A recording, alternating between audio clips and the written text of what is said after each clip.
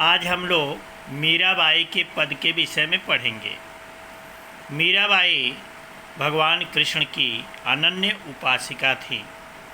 जहाँ भगवान कृष्ण का नाम आता है वहाँ मीरा का नाम जरूर आता है। मीरा का विवाह राजस्थान के राजघराने में हुआ था, लेकिन वह भगवान कृष्ण को ही अपना सब कुछ मानती थी। इस पद में मीराबाई के कृष्ण के प्रति अनन्य भक्ति का परिचय मिलता है। मीराबाई कहती हैं, लिखती हैं, मेरे तो गिरधर गोपाल दूसरो न कोई, जाके सिर मोर मुकुट बेरो पति सोई। छाड़ी दई कुल की कानी कहा करिहें कोई, संतन ढिग बैठ बैठ लोक लाज खोई। असुवन जल सींच सींच प्रेम बेली बोई, अब त बेली फैल गई आड़द फल होई।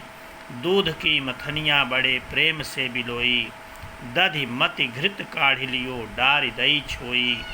भगत देख राजी हुई जगत देख रोई, दास मीरा लाल गिरधर तारो अब मोही। मीराबाई भगवान कृष्ण की भक्ति में लीन रहती थीं।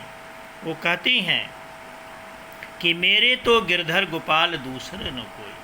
इस संसार में मेरे लिए तो सिर्फ गिरधर गोपाल हैं। गिरधर गोपाल अर्थात जिन्होंने गोवर्धन पर्वत को धारण किया था, जो गायों को पालने वाले हैं, गायों को चराने वाले हैं।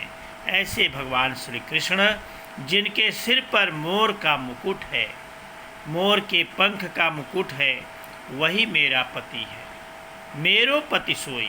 मीराबाई कहती हैं कि वे गिरधर गोपाल जिनके सिर पर मोर का पंख रूपी मुकुट है, वही मेरा पति है, वही मेरा स्वामी है, वही मेरा सब कुछ है। मेरे तो गिरधर गोपाल, इसमें देखिए गौवर्ण की आवृत्ति हो रही है, इसलिए यहाँ अनुप्रास अलंकार है।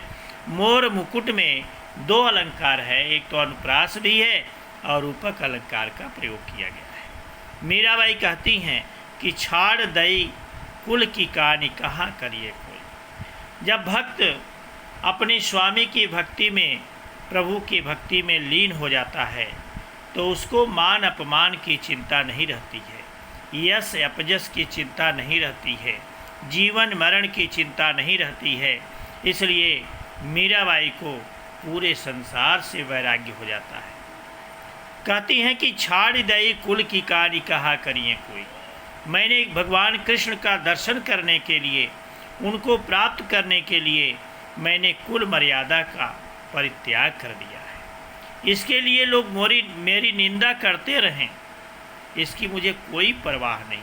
छाड़ दई कुल की कहानी कहा करिए कोई। इसके लिए लोग मेरी निंदा करते रहें, मुझे अपमानित करते रहें, मुझे कुछ भी करते रहें, इसके लिए मुझे कोई चिंता नहीं है।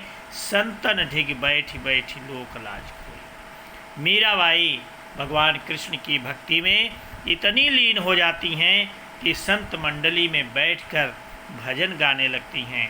भगवान कृष्ण की मूर्ति के सामने लीन होकर के नाचने लगती हैं। लोगों को देखने में बुरा भी लगता है कि राजस्थान के पुताने के घर की बहू जो संत मंडली में नाच रही है, भजन गा रही है। लेकिन मीराबाई कहती हैं कि मैंने भगवान कृष्ण को प्राप्त करने के लिए लोक लज्जा का भी परित्याग कर दिया है। असुवन जल सींच सींच प्रेम बेली बोई। यहाँ देखिए बैठ बैठी और सींच सींची, जहाँ एक ही शब्द बार बार आते हैं और उनके अर्थ एक ही प्रकार से होते हैं, वहाँ पुनरुक्ति प्रकाश अलंकार होता है। यहाँ बैठ बैठ में, सींच सींच में पुनरुक्ति प्रकाश अलंकार का प्रयोग किया गया है। लोकलाज में अनुप्रास अलंकार है। मीराबाई कहती हैं संतन ढिग बैठ बैठ लोकलाज खोई, अर्थात संत मंडली में बैठ करके भजन गा करके मैंने लोकलाज का परित्याग कर दिया है। आंसुअन जल सींच सींच प्रेम बेली बोई। मैंने अपने प्रेम के आंसुओं से सींच सींच करके, किसका प्रेम? तो भगवान कृष्ण के प्रति प्रेम। प्रेम की आंसुओं से सींच सींच करके मैंने प्रेम रूपी लता को पल्लवित किया है, बोया है, उसको सींचा है, उसको बढ़ाया है। अब तबेल फैल गई आड़त फल हुई। इस तरह से अब जो प्रेम की लता है वो काफ़ी फैल गई है और उसमें भगवान कृष्ण रूपी आनंद के फल लगने लगे हैं। आड़त फल होई, दूध की मथनियाँ बड़े प्रेम से बिलोई। मैंने दूध की मथनी को बड़े प्रेम से बिलोया है। अर्थात मीराबाई कहती हैं कि मैं भगवान कृष्ण की कृष्ण रूपी दूध में भगवान कृष्ण की भक्ति रूपी मथनी से उसको मथना प्रारंभ किया है। अर्थात संसार के सार तत्व को जानने के लिए व्यक्ति को चिंतन करना पड़ता है, मथना पड़ता है कि संसार का रहस्य क्या है। मीराबाई कहती हैं कि मैंने भगवान कृष्ण की भक्ति में लीन होने के लिए, उनकी कृपा को प्राप्त करने के लिए मैंने कृष्ण प्रेम रूपी दूध में कृष्ण भक्ति रूपी मथनी से उसको मथना प्रारंभ किया। दधि मत घृत काढ़ लियो डारी दही छोई। और मैंने ठीक उसी प्रकार से उसको मथा जैसे दही को मथ करके घी को निकाल लिया जाता है और छाछ को फेंक दिया जाता है, उसी प्रकार से मैंने भी संसार के सार तत्व को प्राप्त किया। कबीरदास जी कहते हैं, साधु वैसा चाहिए जैसा सूप स्वभाव, सार सार को गही रहे थोथा दे उड़ाए। उसी तरह से मीराबाई जो है संसार के सार तत्व को उन्होंने प्राप्त कर लिया है। अपने अनुभव को साझा करते हुए मीराबाई कहती हैं, भगत देख राजी हुई जगत देख रोई। अर्थात मैंने भक्तों का दर्शन करके, ऐसे भक्त जो भगवान का भजन करते हैं, उनकी भक्ति में लीन रहते हैं, संसार से सांसारिक मोह माया से अलग रहते हैं, उनको देखकर मैं प्रसन्न होती हूँ। लेकिन जो मोह माया के जंजाल में उलझे हुए हैं, तरह तरह के कष्ट पा रहे हैं, उनको देखकर मुझे रोना आता है। कबीरदास जी कहते हैं कि सुखिया सब संसार है, खावे अर सोवे, दुखिया दास कबीर है, जागे अर डूबे। अर्थात कबीरदास जी जगे हुए हैं, वह संसार की दुर्दशा को देख रहे हैं और देख करके लोगों पर तरस आता है।